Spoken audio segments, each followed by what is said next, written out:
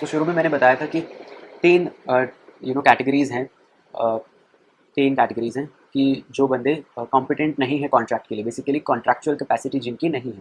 पहला था माइनर जो हमने पढ़ लिया, सेकंड था पर्सन ऑफ अनसाउंड माइंड जो हमने कर लिया, थर्ड था डिसक्वालीफाइड पर्सन्स। अब वो डिसक्वालीफाइड कौन है कि वो लॉ ने डिसक्वालीफाई कर रखा है जिनको, तो ये जो कैटेगरी है they are disqualified from contracting by any law to which they are subject. इसमें आते हैं देखो, एलियन एनिमीज, फॉरेन सॉवनर्स, ambassadors, convicts, insolvents, and joint stock companies and corporations incorporated under special acts। Alien enemy, देखो alien किसको बोलते हैं कि इंडिया का कोई सिटीजन नहीं है उसे एलियन बोलते हैं, मतलब वो वाला एलियन नहीं, बट फॉरेन एक वो है इसलिए उसे बोलते हैं कि a person who is not the citizen of India is called alien. अब वो एलियन फ्रेंड भी हो सकता है, एलियन एनिमी भी हो सकता है। एलियन एनिमी का मतलब कि जब वो बंदा किसी, एक तो वो ऑब्वियसली इंडिया में रह रहा है और वो किसी इंडियन सिटीजन के साथ कॉन्ट्रैक्ट करना चाह रहा है, तो हो सकता है कि उस टाइम जिस कंट्री का वो सिटीजन है उस कंट्री का और इंडिया की जो गवर्नमेंट है, they both are in war, मतलब रिलेशंस अच्छे नहीं है, एक तरह से यू नो झगड़े चल रहे हैं उस कंट्री में, एट वॉर है इंडिया के साथ उसकी कंट्री, तो हम उसे एलियन एनिमी मानते हैं। तो उस टाइम पे he can not contract with the citizen of India. समझ रहे हो?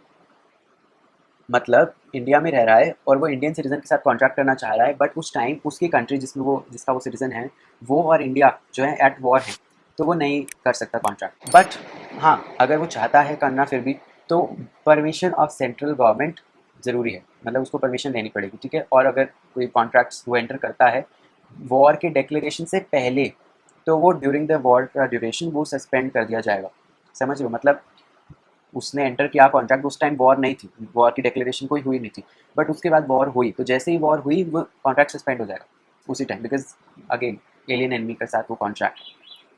नेक्स्ट है foreign sovereign and ambassadors. Basically ये फॉरेन सॉवरेन जो है और एक्रेडिटेड उनके एजेंट्स, बेसिकली एम्बेसडर्स उनके, इनका इंटरनेशनल लॉ के हिसाब से एक ये चीज़ होती है कि उनको कोई इंडियन कोर्ट में तो केस में नहीं ले जा सकता, मतलब no one can sue them in the Indian court उनकी मर्जी के बिना।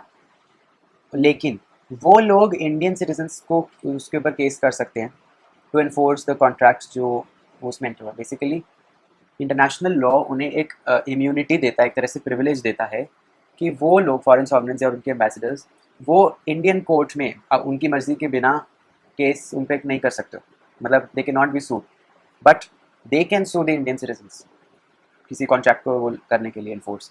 सो मतलब इम्यूनिटी एक तरह से प्रिविलेज है उनके पास, इसलिए ये बोल सकते हैं हम कि आप उनके साथ अगर कोई कॉन्ट्रैक्ट करते हो तो अगेन कोई लीगल ऑब्लिगेशन तो क्रिएट हुई नहीं, बिकॉज आप अगर वो हट भी जाए पीछे तो आप कहाँ लेके जाओगे, आप तो ले ही नहीं जा सकते उन्हें कोर्ट में, बिकॉज इंडियन कोर्ट में उनको नहीं ले जाया जा सकता एज पर इंटरनेशनल लॉ। इसीलिए ये पर्सनस यू नो बोलते हैं हम कि ठीक है, they are incompetent to contract, because कोई इनके साथ कॉन्ट्रैक्ट नहीं करेगा, क्योंकि फिर वो कॉन्ट्रैक्ट नहीं, क्योंकि लीगल ऑब्लिगेशन कैसे क्रिएट हुई यहाँ पे।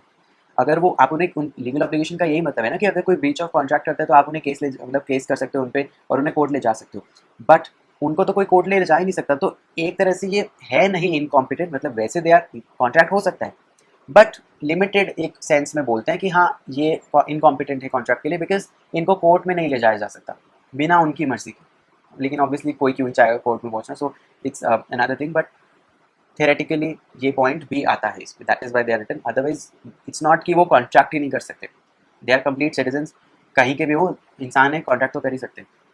Then you have convict, then you have convicts. Convict समझते हो? जेल में अगर कोई कैदी है बेसिकली उन्हें कॉन्विक्ट बोलते हैं। तो बेसिकली वो जब जब तक उनका वो इम्प्रिजनमेंट, जब तक वो जेल में है तब तक वो नहीं कर सकते कॉन्ट्रैक्ट, और जैसे ही उनका सेंटेंस का पीरियड, जेल में रहने का पीरियड खत्म होता है उसके बाद वो कर सकते हैं कॉन्ट्रैक्ट। अब यहाँ पे एक और चीज़ समझो कि वो जो जो आदमी जेल में है वो किसी अपने पहले किए हुए कॉन्ट्रैक्ट, जब वो जेल में नहीं था, वो पहले के किए हुए कॉन्ट्रैक्ट पे भी केस नहीं कर सकता किसी पे, क्योंकि अब वो जेल में है तो अब वो नहीं ले जा सकता उसको कोर्ट। नेक्स्ट है इंसॉल्वेंट। तो इंसॉल्वेंट पता ही है, ठीक है, कि कोई बंदा जिसकी assets are less than the liabilities, and जैसे ही कोई बंदा, एक डेटर कोई इंसॉल्वेंट बनता है, वैसे ही उसकी सारी प्रॉपर्टी जो है एक उसकी नहीं रहती, फिर उसकी प्रॉपर्टी पूरी किसके हाथ में पहुंच जाती है, एक बंदे के पास जाती है जिसको बोलते हैं ऑफिशियल असाइनी। उसके पास उसकी सारी प्रॉपर्टी अब उसके नाम हो चुकी है, नाम इन द सेंस उसके हाथ में अब, क्योंकि उसके लाइबिलिटीज़ उसके एसेट्स के थ्रू ही सबको बंटेंगी, है ना। अब वो अपने प्रॉपर्टी तो है नहीं, तो वो अगेन कॉन्ट्रैक्ट नहीं कर सकता रिलेटिंग टू वो प्रॉपर्टी, बिकॉज अब वो उसकी नहीं है, वो ऑफिशियल असाइनी के हाथ में है।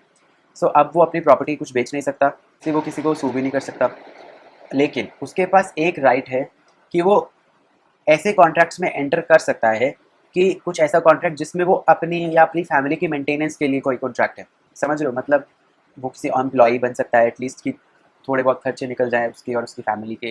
एंड जब वो उसका पूरा जो एक उसको बोलते हैं ऑर्डर ऑफ डिस्चार्ज, कि सारे जो क्रेडिटर्स हैं वो खुश हो गए, मतलब खुश हो इन द सेंस कि ठीक है जितने भी मिलने थे वो उनको मिल गए, एंड फिर अब बेसिकली कुछ नहीं बचा, तो फिर उसे मिलता है एक ऑर्डर ऑफ डिस्चार्ज कि अब तू वो हो चुके, रिहा हो चुके बेसिकली।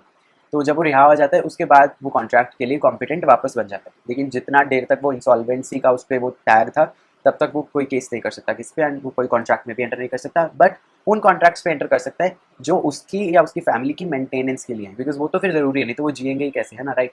सो ये होगा। इसके बाद आते हैं joint stock company and corporations incorporated under special acts.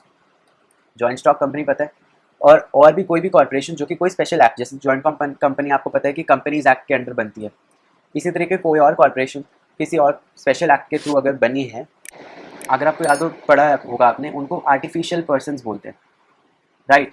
अब ये आर्टिफिशियल पर्सन है, एक्चुअल पर्सन नहीं है। देखो इस चीज़ को, कोई कंपनी आप कॉन्ट्रैक्ट्स में एंटर नहीं कर सकती उन कॉन्ट्रैक्ट्स में which are beyond the powers जो कि एमओए उसको देता है। एक कंपनी का एमओए होता है, वो एमओए उसको पावर्स देता है कंपनी को। अब कंपनी एक आर्टिफिशियल पर्सन, उसको जितनी पावर मिली है वो उस पावर के अंडर जितने कॉन्ट्रैक्ट्स कर सकती है वो कर लेगी, उसके बाहर उसके बियॉन्ड कोई उसकी पावर के बियॉन्ड कोई कॉन्ट्रैक्ट वो करना चाहे तो वो नहीं कर सकती। तो यहाँ पे ये चीज़ आती है कि कोई और कॉर्पोरेशन जो कि किसी स्पेशल एक्ट के अंदर भी बनी है, या कोई आर्टिफिशियल कोई पर्सनस हैं, वो ऑब्वियसली कोई ऐसे कॉन्ट्रैक्ट में नहीं आ सकते जो एमओए उनको जिनका हक नहीं दे पा रहा। जैसे कॉन्ट्रैक्ट ऑफ मैरिज, ऑब्वियसली कोई कंपनी किसी से शादी नहीं कर सकती, राइट, बिकॉज अगेन वो मैरिज का कॉन्ट्रैक्ट नहीं कर सकती बिकॉज एमओए ही उसको वो पावर या ड्यूटी नहीं दे पा रहा, समझ रहे हो। So that's how it works. उसके बाद आता है married person in respect of personal property of the spouse. अब यहाँ पे एक चीज़ समझना कि वैसे तो मेल और फीमेल की कॉन्ट्रैक्चुअल कैपेसिटी में कोई फ़र्क नहीं कि मेल कॉन्ट्रैक्ट में एंटर कर सकते हैं, फीमेल नहीं कर सकती, ऐसा तो नहीं है। ऑल्सो उनके मैरिटल स्टेटस पे भी वो डिपेंड नहीं करती है कि वो मैरिड है तो वो कर सकते हैं, अनमैरिड है तो नहीं कर सकते, ऐसा नहीं है। इसलिए कोई वुमेन मैरिड अनमैरिड कर सकती है कॉन्ट्रैक्ट में एंटर, और अगेन एज लॉन्ग एज वो माइनर नहीं है वो अपनी पर्सनल प्रॉपर्टी भी लाइबल हो सकती है उसके लिए। बट एक चीज़ समझना, जब एक मैरिड वुमेन की बात आती है तो वहाँ पे उसके पास एक एक्स्ट्रा एक वो हक होता है टू एन्जॉय एंड एक्सरसाइज, लिखा है यहाँ पे, enjoy and exercise absolute powers of disposal over her property called stridhan. Stridhan समझते हो कि मैरिज के टाइम पे कोई एक कुछ लेके वो अपने मायके से लेके आती है, एक मैरिड वुमेन अपने ससुराल में, उसको बोलते हैं स्त्रीधन, पता होगा आपको। तो वो स्त्रीधन उसकी प्रॉपर्टी है, तो उस प्रॉपर्टी पे उसके पास एब्सोल्यूट पावर है, उस पे उसका हक है, उस मैरिड वुमेन का, right. But a married women can not enter into contract with respect to her husband's property without his consent. वो उस प्रॉपर्टी पे तो किसी कॉन्ट्रैक्ट में एंटर हो सकती है उस प्रॉपर्टी के अगेंस्ट, बट अपने हस्बैंड की प्रॉपर्टी के अगेंस्ट वो किसी कॉन्ट्रैक्ट में एंटर नहीं कर सकती। Similarly applies to married man also, कि मैरिड मैन भी अपनी वाइफ की किसी प्रॉपर्टी के अगेंस्ट किसी कॉन्ट्रैक्ट में एंटर नहीं कर सकता एज लॉन्ग एज कंसेंट नहीं है। अगर कंसेंट है फिर तो चलो कर सकते हैं, लेकिन however a married woman can bind her husband's property for necessaries supplied to her in certain cases। जैसे हमने ऊपर वो पढ़ा एक केस कि हाँ वो केस अलग आता है कि अगर नेसेसरीज सप्लाइड वाला केस है देन वो बाइंड कर सकती है उस प्रॉपर्टी पे, अगेन बिकॉज वो नेसेसरीज के लिए आया, वो दैट इज डिफरेंट केस जो हमने डिस्कस किया। But otherwise this is like कि दोनों इक्वल हैं एक्सेप्ट वो स्त्रीधन वाला केस, अदरवाइज एक दूसरे की प्रॉपर्टी पे वो नहीं कर सकते एंटर इनटू कॉन्ट्रैक्ट और बाइंड नहीं कर सकते बेसिकली। सो या इसके बाद बेसिकली चैप्टर खत्म होता है ये वाला। इसके बाद हम कुछ क्वेश्चंस डिस्कस कर लेते हैं।